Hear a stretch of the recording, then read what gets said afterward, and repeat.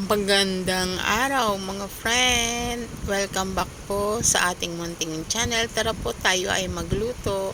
Ito po ay may sitaw po tayo at hugasan po natin ng mabuti ang ating mga sitaw. Ayan mga friend. Hugasan po natin yan ng mabuti at pagkatapos po ay himayin na po natin, tanggalin po natin ang mga dulo ng bawat sitaw. Huwag po nating isasama yung mga dulo. Ayan, putulin po natin ng ayon sa haba na gusto po ninyo. Ayan. Huwag na po nating isasama yung mga parte na may mga sira or hindi po maganda. Ayan, himayin na po natin ang ating sitaw at ito po ay masarap at masustansya din po mga friend. Ayan, natapos na tayo sa paghihimay. Ready na ang ating sitaw. May pork din po tayo.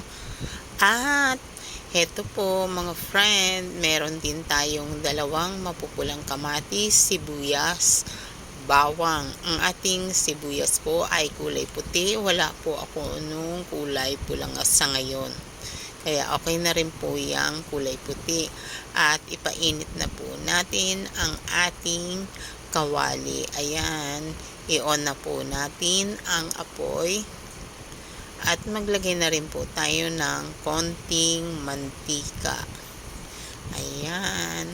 At kapag tansyado nyo na mainit na ang kawali, ay ilagay nyo na rin po ang bawang. Halu-haluin po natin hanggang sa lumabas ang aroma po nito. Huwag po nating hahayaan na masunog. At isunod na rin po natin ang ating sibuyas. Ayan po, halu-haluin po natin. Ayan, ang bango niya mga friend. At ang huli ay ang ating mga mapupulang kamatis. Yan, ang ganda talaga ng kulay ng ating mga kamatis mga friend. Pisat-pisatin po natin para lumabas po ang kanyang lasa. At isunod na rin po natin ang ating pork. Yan, haluin po natin para hindi po magdidikit sa ating kawali at maging even po yung kanyang pagkakaluto. At pansamantala ay takpan po muna natin ang ating kawali upang ang ating pork ay maluto po at maglabas po siya ng kanyang sariling katas. Ayan mga friend, haluin po natin. Ayan, di ba? Nag-iba na yung kulay ng ating pork. Ayan, halu-haluin po natin. At para yan, hindi po talaga siya masunog or magdikit sa ating kawali. Mahalaga po yung paghahalo sa pagluluto. At bantayan po natin at takpan po muli upang maluto pa po ng bahagya yung ating pork. At habang yan ay niluluto po natin, lagyan na po natin siya ng konting pampalasa or ng asin. Ayan, haluin po natin para yan po ay pag naluto, yung pork po ay may lasa. Ayan, tingnan po natin muli. Haluin po natin. Ayan, at ilagay na po natin ang ating mga mabiberding sitaw. Ayan, haluin po natin para mag-mix po ng mabuti yung ating mga sangkap. Ayan po, at takpan po natin muli. Huwag po nating hahayaan o pababayaan yung ating niluluto. At ayan, maglagay na po tayo ng tubig.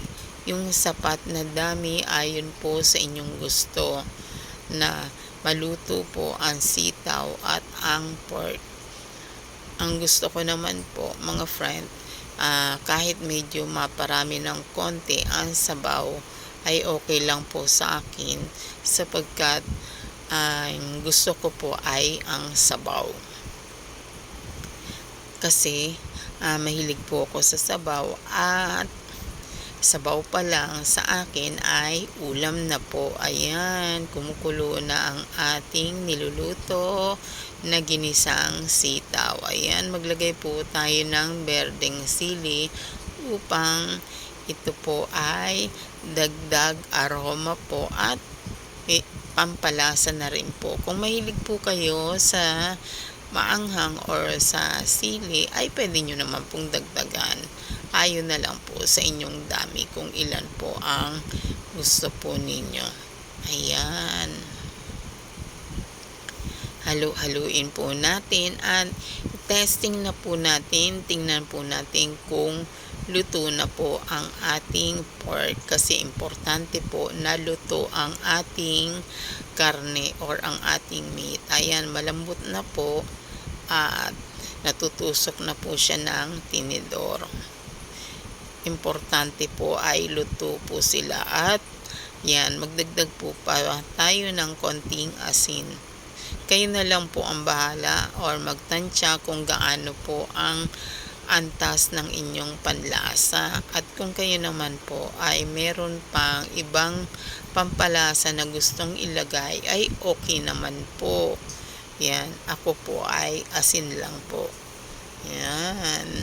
Hayaan pa po nating kumulo. At alam nyo po ba, ang dahon na ito dito sa atin, kung tawagin yan ay kinchay. Yan ay coriander leaves at gusto ko pong lagyan kasi gusto ko po ang amoy nito at dagdag na rin po sa pampalasa natin. Pero kung wala naman po kayo nito ay okay naman po. Yan. Konting halo pa po at konting pakulo pa po sa ating niluluto. Ayan. At ang bango talaga niya mga friend. Hindi ko na matiis. Tikman na po natin. Wow! Ang sarap. Ang bango. Yan. Yan. Almost ready na ang ating ulam sa ngayon. Sitaw. Ginisang sitaw. Wow! Ang sarap mga friend. Tara!